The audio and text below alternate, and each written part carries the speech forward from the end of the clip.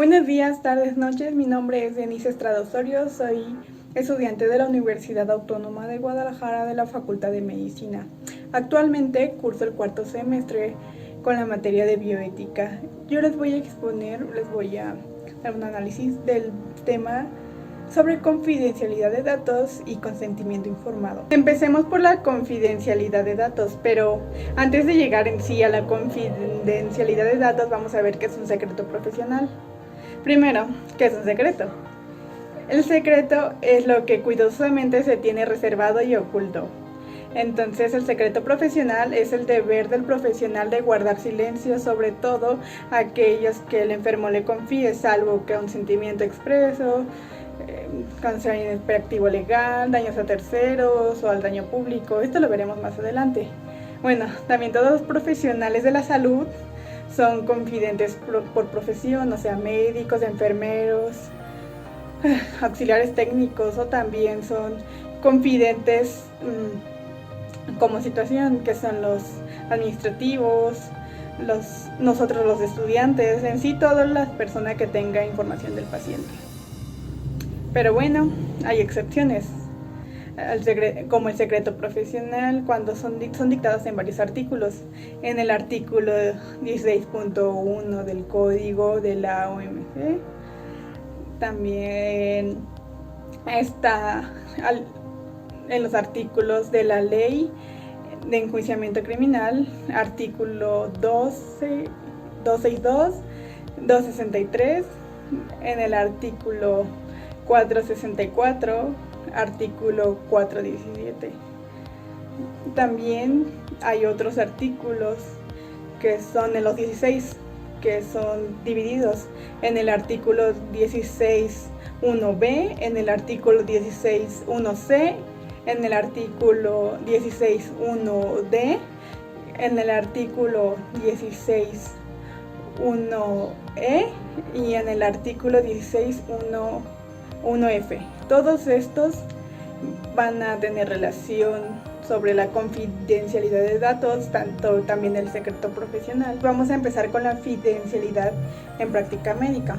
La confidencialidad es la que se hace o se dice en confianza con seguridad recíproca entre dos o más personas. En la práctica médica es el estado de salud de una persona donde está confiado al profesional de la salud aspectos y condiciones de su cuerpo que pertenecen a la intimidad.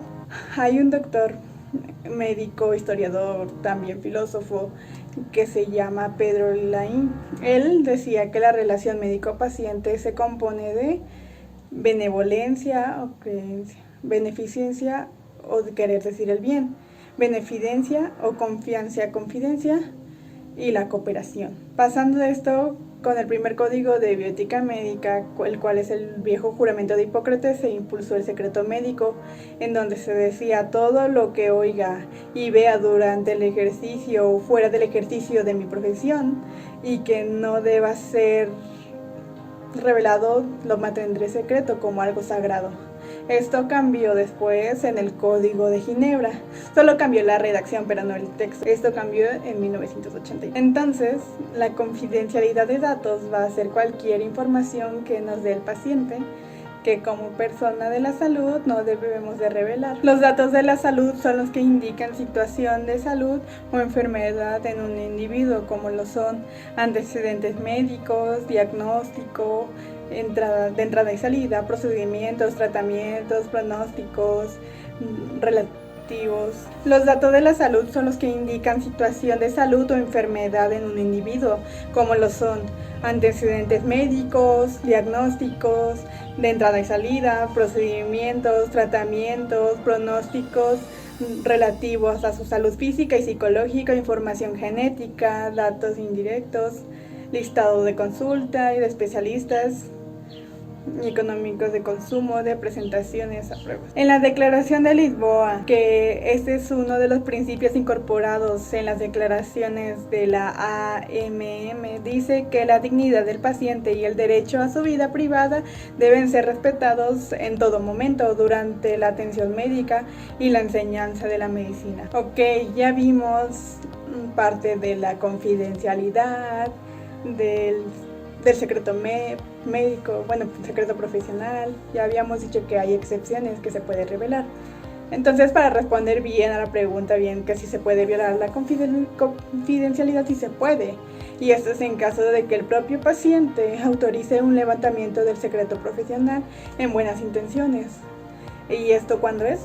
Esto es cuando la persona o personas próximas al paciente que piden información para ayudarle por descuidos e imprudencias en la preservación de los datos clínicos, o cuando se da información a los médicos de comunicación. A todo esto, el problema principal se encuentra en delimitar los supuestos en los que la confidencialidad de los datos sanitarios debe ceder, por entrar en conflicto con otros derechos. Los supuestos que se planea romper son por evitar el daño a otras personas, por evitar el daño a la propia persona o por imperativo legal, ya que la confidencialidad debe ceder cuando una ley así lo disponga o ante riesgo grave, concreto y efectivo de terceras personas. Bueno, ante un marco legal, la información que se obtiene como médico o personales de la salud, hay derechos, pero se destacan varios, los cuales son el derecho a la integridad física y psicológica, derecho a la intimidad, derecho a la protección de los datos personales. Los datos médicos del paciente pertenecen al paciente. El paciente debe ser informado de modo que él o ella pueden comprender. Ante todo esto, estamos hablando del consentimiento del paciente. Bueno, se debe de informar al paciente a dónde va su información, si será almacenada y para qué se puede utilizar esa información. Y para revelar la información almacenada debe haber consentimiento del propio paciente. Y solo si la legislación nacional vigente requiere la información del paciente puede ser incluida sin consentimiento del paciente, pero se le tiene que comunicar que su información se va a utilizar. Ok, ya vimos qué es la confidencialidad de datos y ahora veremos qué es el consentimiento informado, donde se denomina consentimiento informado cuando antes de poner el consentimiento se describe al sujeto de investigación, en este caso el paciente, lo que se va a hacer con sus datos, quién tendrá acceso a ellos y cómo van a ser publicados. Este no es un documento, es un proceso continuo y gradual que se da entre el personal de la salud y el paciente de una forma competente, en calidad y cantidad suficiente, sobre la naturaleza de la enfermedad, procedimiento, diagnóstico, tratamiento que se utilizará. Este se consolida en un documento. Entonces, esto concede dos pasos: del derecho de la información, donde la información proporcionada debe ser clara, veraz, eficiente, oportuna y objetiva acerca de todo lo relativo al proceso de atención, y la libertad de elección, que después de que el paciente fue informado, este tiene la oportunidad de negar o no el consentimiento para que se lleve a cabo todo esto. Entonces, a todo esto siempre los datos deben darse a las personas competentes en términos legales, edad, capacidad mental, y si eso no es así, se debe conseguir la autorización de un representante legal. En casos de urgencia, donde no hay consentimiento informado o el paciente no está consciente, el médico puede actuar por el privilegio terapéutico, pero este tiene que quedar en el expediente clínico.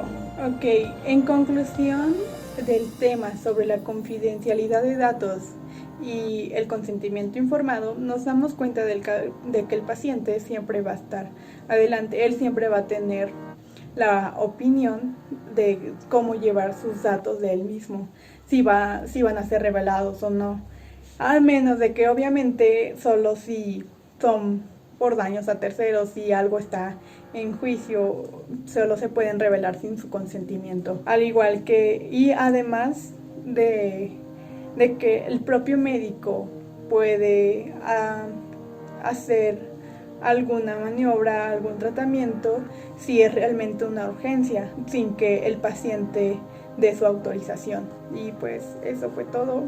Mi nombre es Denise Estrada Osorio y gracias por su atención.